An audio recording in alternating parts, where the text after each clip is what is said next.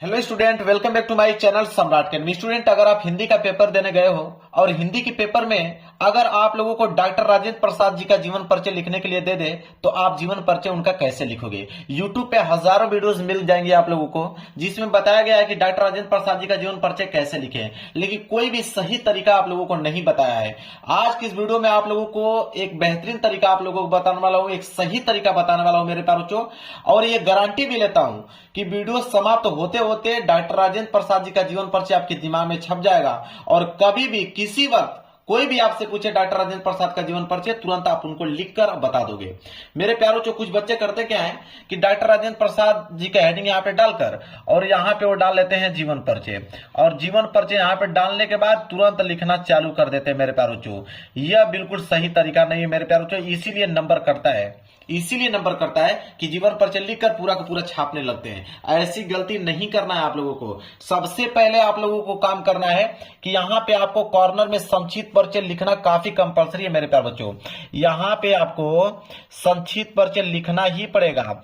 अब संक्षिप्त परिचय क्या होता है? संक्षिप्त परिचय में मेरे प्यारे बच्चों मेन कीवर्ड होता है जिसे देकर एग्जामिनर नंबर देता है। एक बात बता दूं कि एग्जामिनर कभी भी आपको पूरा पेज नहीं पढ़ेगा, उसके पास इतना समय नहीं होता है कि आपको पूरा पेज पढ़े वो। अगर आपने संक्षिप्त परिचय बिल्कुल करेक्ट लिखा है तो आपको यही से नंबर वो पूरा का पूरा नंबर दे देगा, 5 नंबर। समझ लीजिए, संक्षिप्त परिचय में सबसे पहले लिखा क्या जाता है?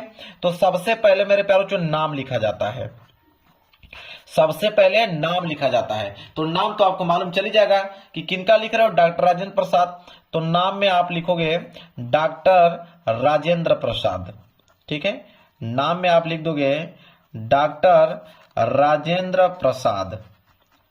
नाम के बाद फिर दूसरा कॉलम में क्या लिखेंगे? नाम के बाद लिखा जाता है जन्म, कि उनका जो जन्म हुआ था किस सन में उनका जन्म हुआ था। तो डॉक्टर राजेंद्र प्रसाद का जो जन्म हुआ था मेरे प्यारे बच्चों 1884 ईस्वी में हुआ था। याद कर लो, 1884 ईस्वी, 1884 ईस्वी में जन्म हुआ था डॉक्टर राजेंद्र प्रसाद का। जन्म के बाद अगला कॉलम में लिखोगे जन्म स्थान, कि उनका जन्म जो हुआ था किस स्थान पर हुआ था। तो जन्म स्थान में लिखिएगा आप लोग कि जीरादेही नामक गांव में हुआ था मेरे प्यारे बच्चों, छपरा जिले में, ठीक है। तो जीरादेही, और कोष्टक में मेरे प्यारे बच्चों आप छपरा लिख दो, कोष्टक में आप छपरा लिख दो ताकि मालूम चल पाए कि छपरा जिले के जीरादेही नामक ग्राम में उनका जन्म हुआ था। जन्म स्थान के बाद मेरे प्यारे बच्चों पिता, उनके पिता का नाम क्या है वो डालोगे। तो उनके पिता का नाम था मेरे प्यारे बच्चों महादेव सहाय। तो यहां पे लिखोगे कि उनके पिता का नाम क्या था? महादेव सहाय था, महादेव सहाय। पिता के बाद मेरे प्यारे बच्चों माता का नाम लिखोगे, पिता के बाद माता का नाम लिखोगे, और उनके माता का नाम था कमलेश्वरी देवी। क्या था? कमलेश्वरी देवी उनके माता का नाम था। तो आप लिखोगे यहाँ पे कमलेश्वरी देवी उनकी माता का नाम था। माता के नाम के बाद मेरे प्यारे बच्चों आप मृत्यु लिखोगे। मेन कीवर्ड यही है मेरे प्यारे बच्चों। मृत्यु में आप लिखिएगा कि 1963 ईस्वी में, 1963 ईस्वी में इनका देहांत हो गया। मृत्यु के बाद मेरे प्यारे बच्चों आप लिखोगे आप रचनाएं। क्या लिखोगे? रचनाएं लिखोगे। रचनाएं पे 2 नंबर मिलता है, याद रहे। रचनाएं में लिखोगे कि भारतीय शिक्षा, रचना में लिखोगे भारतीय शिक्षा, इसके बाद कामा लगाइए, एक और रचना लिख दीजिए मेरी आत्मकथा, मेरी आत्मकथा। बस इतना ही मेन पॉइंट है, इसी को देखकर एग्जामिनर नंबर देता है, और इसी से हम लोग पूरा का पूरा जीवन परिचय भी लिख के मैं आप लोगों को दिखा देता हूं, टेंशन ना लीजिए आप लोग। संक्षिप्त परिचय लिखने के बाद एक काम करना कि इसको बॉक्स में आप लोगों को पैक करना पड़ेगा। जिस प्रकार मैं कर रहा हूं उसी प्रकार आपको भी उसको बॉक्स में पैक करना पड़ेगा ताकि एग्जामिनर का ध्यान यहाँ पे जा पाए और एग्जामिनर इसको पढ़कर पूरा का पूरा अंक आप लोगों को दे पाए, 1 नंबर भी आप लोगों का चाह कर भी ना काट पाए, ठीक है, और काटेगा भी नहीं आप लोगों का। और डॉक्टर राजेंद्र प्रसाद का जीवन परिचय हर साल आता है मेरे पास, तो इस बार भी आएगा, इसमें कोई दिक्कत नहीं है। अब देखो जीवन परिचय यहाँ पे फिर हेडिंग डालोगे, जीवन परिचय हेडिंग डाल लिया आपने, और स्केल की सहायता से इसके नीचे कर दोगे आप अंडरलाइनिंग। अब यहां से लिखना मेरे प्यारों आप चालू करोगे, लिखोगे कि डॉक्टर राजेंद्र प्रसाद, ठीक है, यहां से नाम से स्टार्ट करोगे, नाम, जन्म, जन्म स्थान, पिता का नाम, माता का नाम, यहीं से स्टार्ट करोगे।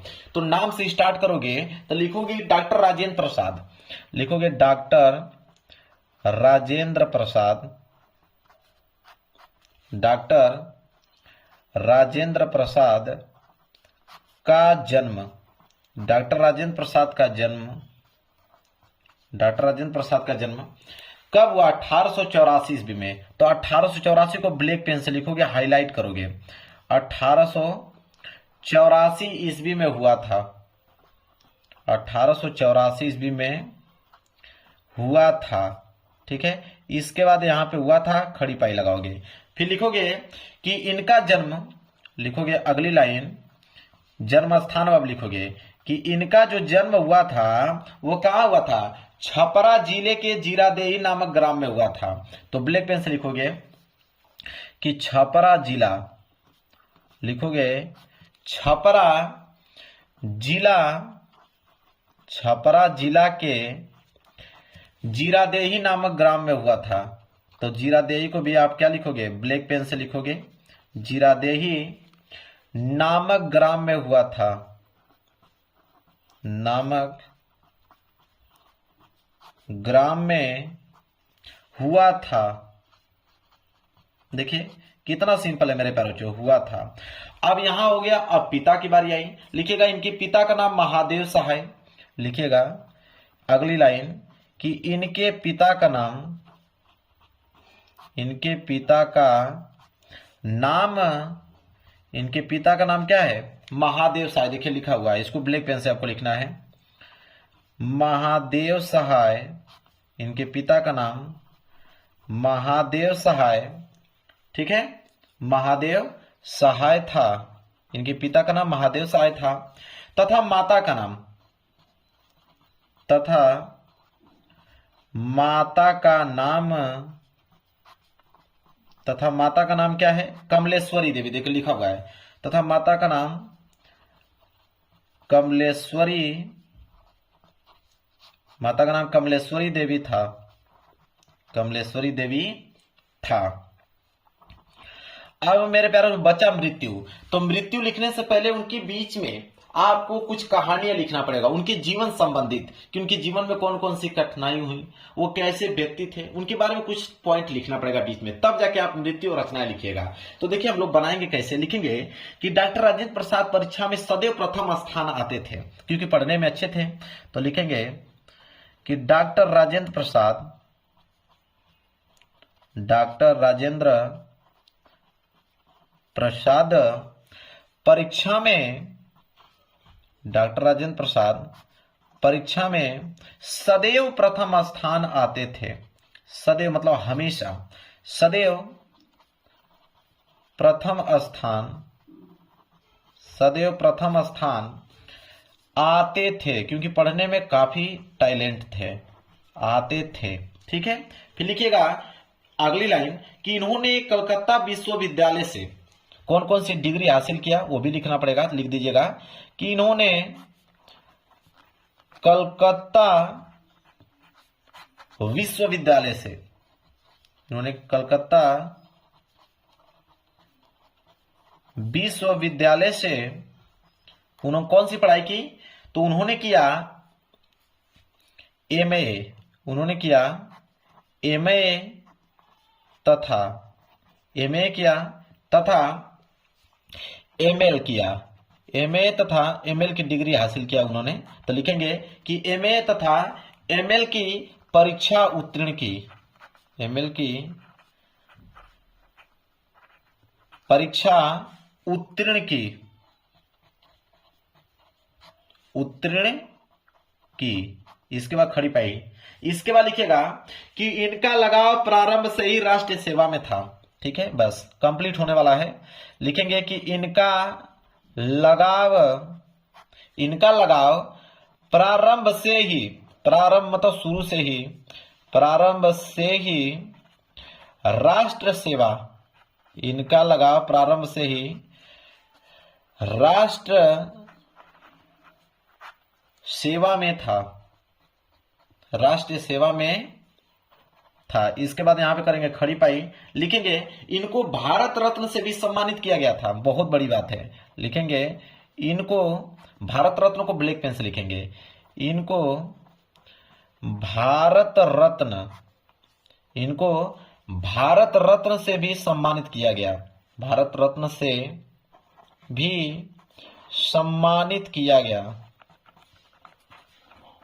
सम्मानित किया गया था। ठीक है, सम्मानित किया गया था, सम्मानित किया गया था। खड़ी पाई। अब लिखोगे कि इनका निधन, इनका निधन, इनका निधन कब हुआ? 1963 में। इनका निधन 1963 ईस्वी में हो गया, 63 ईस्वी में हो गया। अब एक लाइन का गैप आपको छोड़ना है, यहाँ पे फुल खड़ी पाई कर दीजिएगा। एक लाइन का गैप छोड़िएगा, नीचे लिख दीजिएगा रचनाएं। एक लाइन का गैप छोड़कर आप क्या लिखेंगे? रचनाएं। अब रचनाएं कौन कौन सी हैं? तो पहला भारतीय शिक्षा, जो कि यहाँ पे लिखा हूं मैं, भारतीय शिक्षा। इसके बाद गांधी जी की देन, इन्हीं की रचना है, गांधी जी की देन, गांधी जी की देन। और एक तो मैं यहां ऑलरेडी लिखा हूं, मेरी आत्मकथा, इसको नोट कर लीजिएगा। क्लियर है? अब ये हो गया बिल्कुल समाप्त। अब बताइए मेरे प्यार बच्चों, कितना आसान और तुरंत याद हो गया होगा।